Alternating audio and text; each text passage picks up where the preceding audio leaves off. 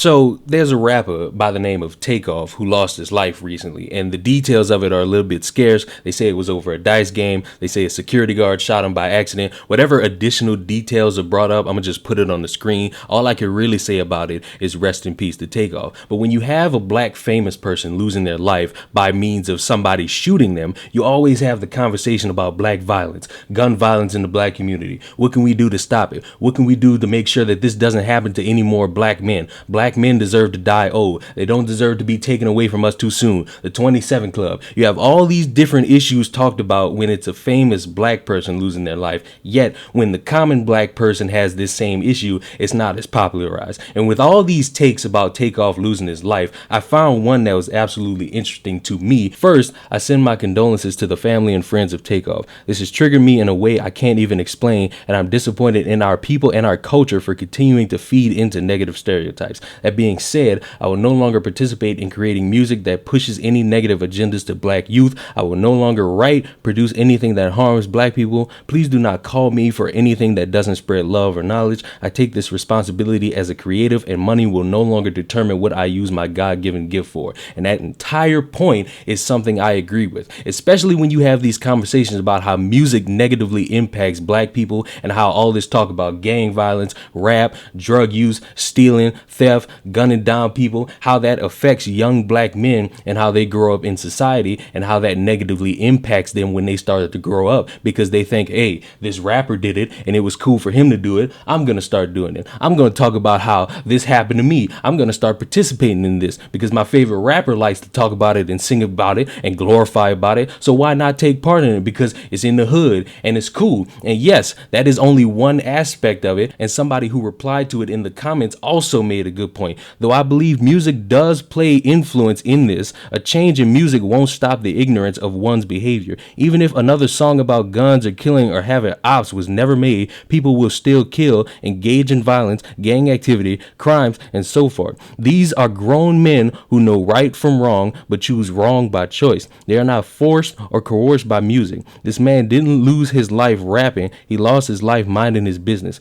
Could have been anyone standing there. Sadly, it was him. There was a whole crowd and the shooter did not care. These young boys and grown men are toting guns these days like it's a pack of gum in their pocket, like it's a part of their outfit for the day. They're so quick to shoot into a crowd of people with no regards to the innocent people standing around. We see it every day. This has nothing to do with music, but everything to do with ignorance, selfishness, and lack of accountability on ego-driven men who think guns solve every issue. And that is also something I agree with. So when you have one person saying they're not going to take part in something that negatively promotes the aspects of black people, and then you have another side saying, while we can acknowledge that, we also have to talk about the ignorance of people walking around with guns. In my opinion, there's a middle ground in saying we have all these issues that don't get addressed fully by the community, or when they do, it's only for select people. We need to, as a community, start having the conversations that benefit us and not the ones that hurt us. I've said it numerous times. We got all these racist white people. You talk about white supremacy. You talk about these racist cops that hunt down black people. Let's say you get rid of that and black people are still dying. Are you now going to acknowledge that we have an issue in-house where it's black men taking the lives of other black men? This is something that has been widely talked about and dismissed as conservative talking points. It needs to start being addressed so that we have less issues of black people taking the lives of other black people. It is a problem that has been known for decades, yet for some reason, a lot of people don't want to talk about it. A lot of people want to paint it as something that it doesn't happen. A lot of people want to dress it up and say, oh, you're just trying to mitigate something else that we're talking about.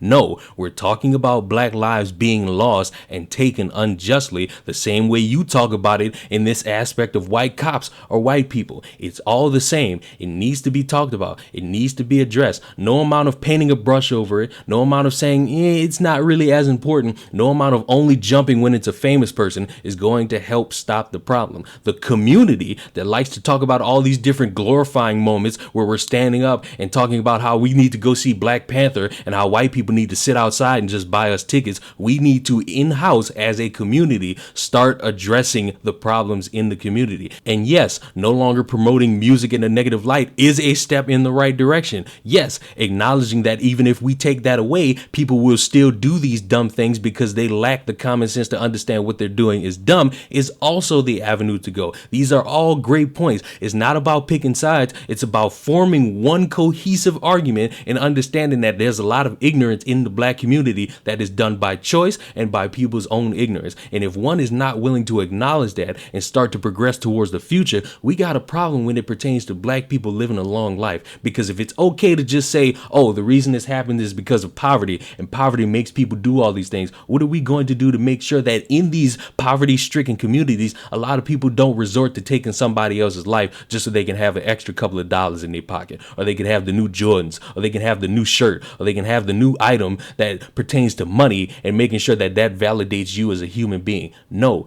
none of that is something acceptable. There's a lot of issues that you can pinpoint as somebody else's fault or the community's fault. But if we're not going to tackle each of them and work to fix each of them so that nobody has to deal with losing their son, their daughter, their mother, their father, their uncle to some random person thinking it's okay to take life, we got a problem that needs to be addressed. It shouldn't even be starting with Takeoff. It shouldn't be starting with George Floyd. It shouldn't be starting with Breonna Taylor. You have many examples over the number of years that black people have been on the earth that they have been taken away unjustly. And the fact that people want to jump through hoops and only make sure that certain conversations get talked about depending on the circumstance, that's the issue I have, and that's the issue I want to be brought to the table as well. You want to pick and choose which lives matter. You want to check to see if this person made sure to always speak kindly about black people. You want to make sure that this person never said anything disparaging that hurt your feelings. You want to justify which black lives matter, yet when it comes time to care about more than just the black lives taken by white people, it's magically never addressed. I want this conversation for the entire community, not just for the people who hold their fist in the air, not for the people who want to talk about how bad BLM is, but for everybody. Because as much as people want to pick and choose which side is more important, the one cohesive sticking point is that black people have the problem of others losing their lives unjustly. And if we can't come to the table and openly have this conversation and work to fix this problem so that we don't have to see on Twitter somebody's dead body and people promoting it all over the place like TMZ, so that we don't have to constantly hear about somebody we either know or don't know losing their life. Nobody wants to hear about this every single time. And yes, some smartass will say, well, just get off social media. That does not fix the problem. It just distracts you from seeing the problem. So to me, for anybody who wants to have the conversation, I'm welcome to having it. Because as uncomfortable as all of this is and how it makes everybody feel sad, it makes everybody feel a certain way, it makes people not want to get up in the morning.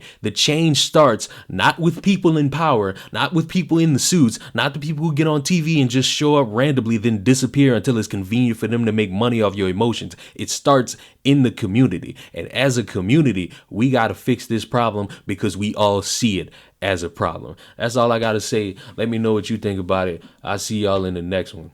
Peace. And I'm calling up on everybody, our hip hop artists in Houston and around the nation. We got to police ourselves. It is so many talented individuals, men and women, in that community who, again, I love and I respect. And we all need to stand together and make sure nobody tears down that industry. And I'm calling to start here in Houston, here and possibly as early as next week. I want to meet with some of our artists and see how we can taper things down.